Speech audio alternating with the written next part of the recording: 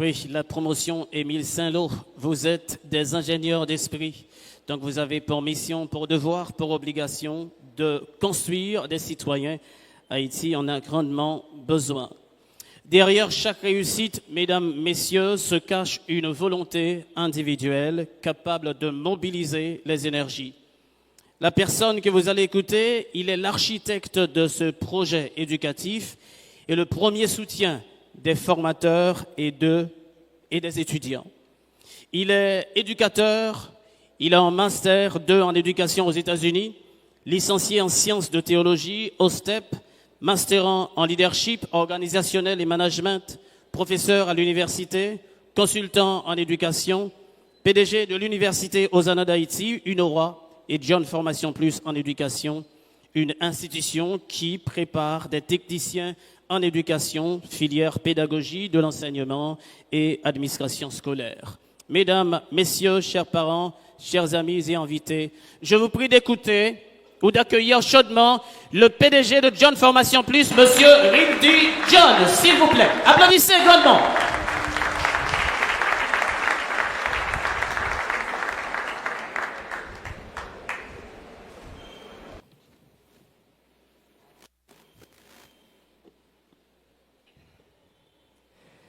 Mesdames et messieurs, les membres du conseil d'administration de John R. Formation Plus en éducation, Madame Dominique Louis, administratrice, Monsieur Delphis Octavius, directeur pédagogique qui nous suit à distance, Monsieur Christin Zéphyr qui nous suit depuis Canada, Madame Franklin Jean-Rémy, la secrétaire et responsable de l'économa, Monsieur Jackson Elmeus, responsable de l'informatique, Mesdames et Messieurs les représentants du ministère de l'Éducation nationale et de la formation professionnelle, Monsieur le parrain Sonny Lamar Joseph, Madame la marraine Yvonne Blin Bataille,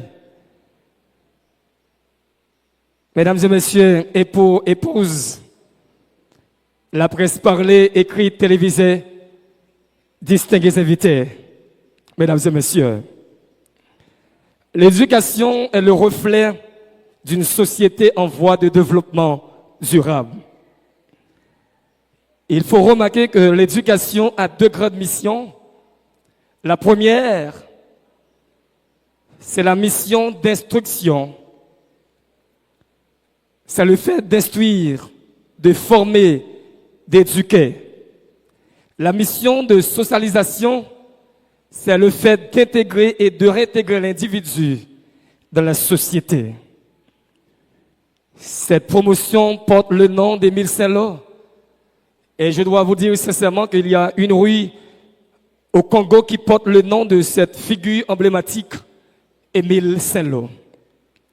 Émile Saint-Lô, reconnu comme une figure intellectuelle majeure et fervent défenseur des droits humains. Élu sénateur de l'Ouest en 1946, il a été un acteur de la révolution de 1946 surnommé père de la classe. Pour sa défense des classes moyennes, il a milité pour l'éducation comme levier de développement au sein de notre cher Haïti. Il a été membre du Conseil de sécurité des Nations Unies et voté de manière décisive pour l'indépendance de la Libye, de la Somalie et la partition de la Palestine.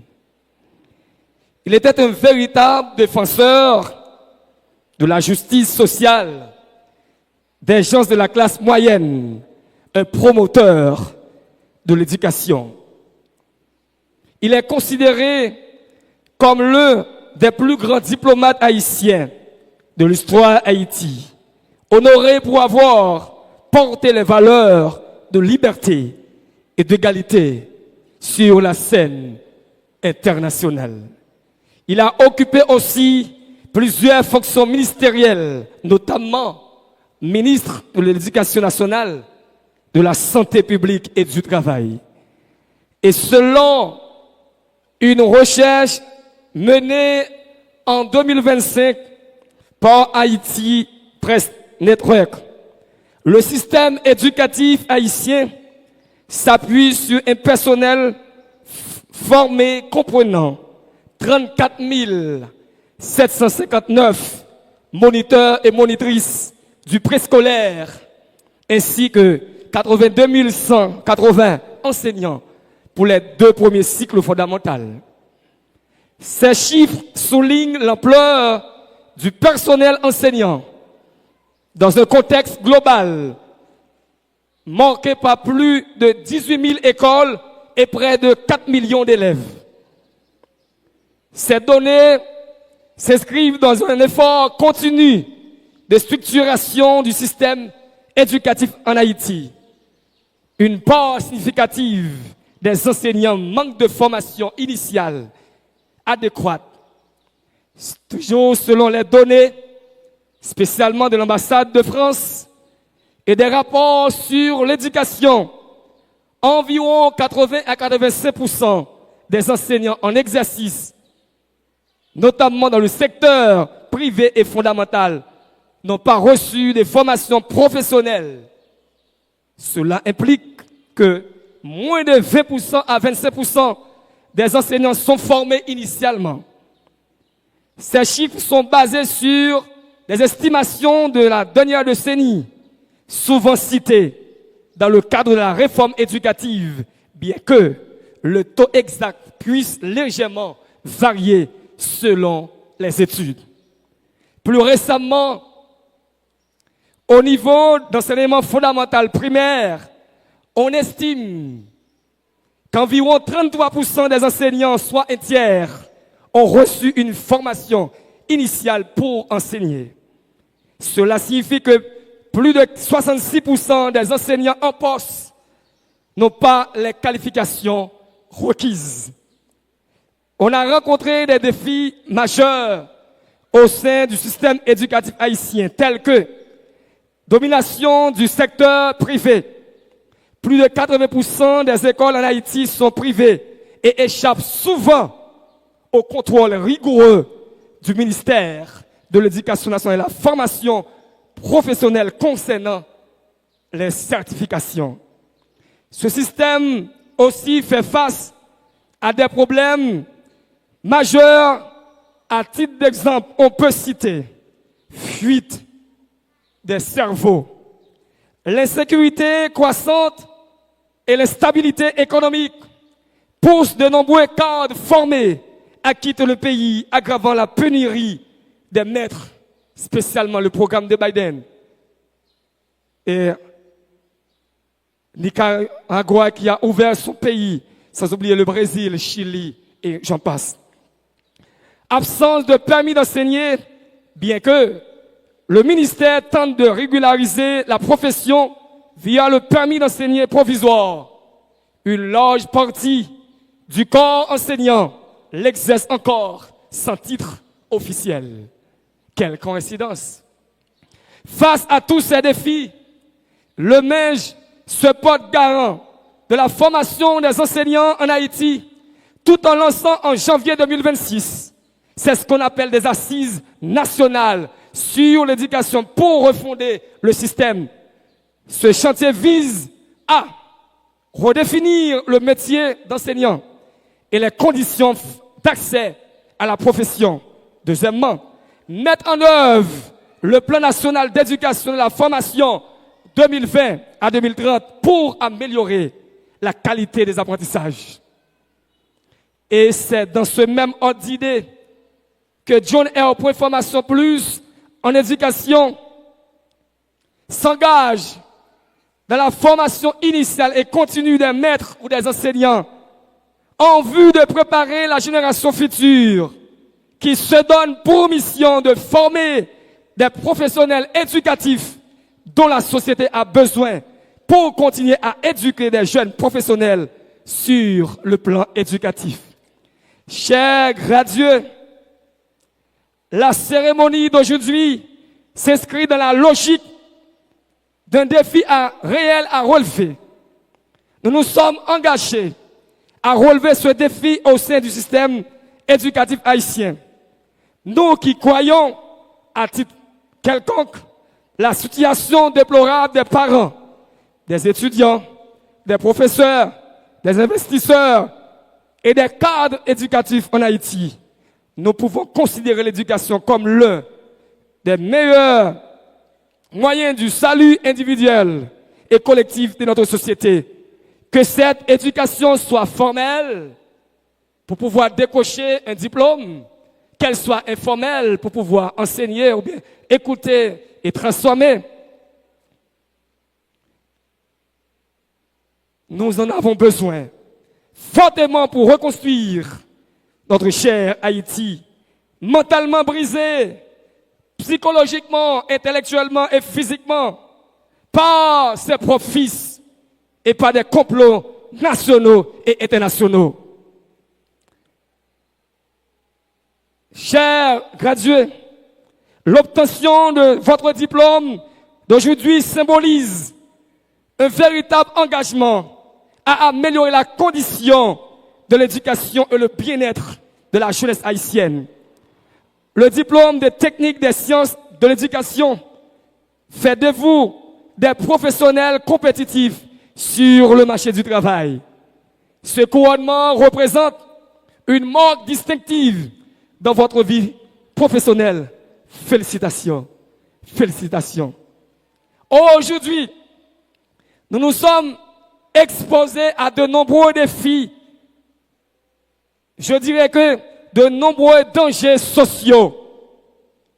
Nous portons une plaidoirie éducative en faveur des jeunes issus des zones dites de non-droit. Nous avons besoin d'un État responsable qui remplace les armes à feu portées par des enfants, des adultes, par une âme véritable éducative. En vue de sauver cette génération en difficulté qui a tant besoin d'éducation pour se libérer de ces chaînes.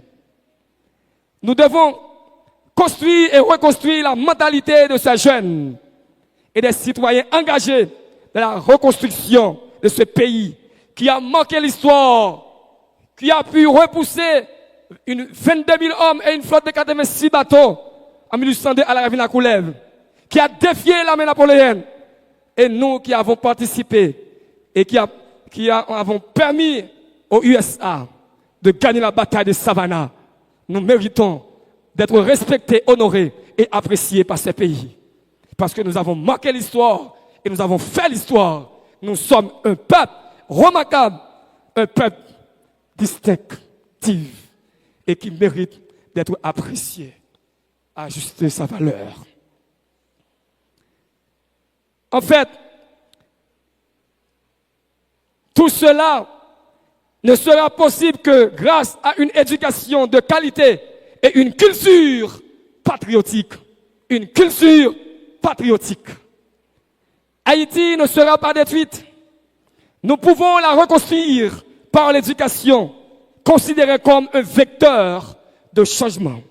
En fait, la philosophie de John R. Formation Plus en éducation est basée sur une éducation de qualité. En ce sens, JFP regarde l'homme dans sa dimension plurielle et entend à œuvrer pour l'impacter comme tel, en réalisant sa mission dans la poursuite de ses objectifs en vue de préparer une génération d'hommes et de femmes capables de relever les défis éducatifs auxquels Haïti fait face depuis 1986 à nos jours. En effet, je voudrais terminer en remerciant Dieu Tout-Puissant pour sa présence constante au cœur de cette cérémonie. Je remercie également les professeurs, les éminents professeurs, mes collègues pour les soutiens. La marraine, Yvonne Le Bataille, le parrain, Sonny Lamort et les personnalités de Morcre. Et vous, cher public, vous êtes aussi remerciés. Je remercie spécialement ma femme pour son soutien inconditionnel, pour cette marque distinctive qu'elle a apportée dans ma vie. Sachez que John R. Formation Plus restera et demeurera une école qui s'engage dans la formation initiale et continue des enseignants et des maîtres en Haïti. Que le Seigneur bénisse John R. pour Formation Plus en éducation. Que le Seigneur bénisse Haïti. Le rendez-vous est fixé toujours au sommet. Merci.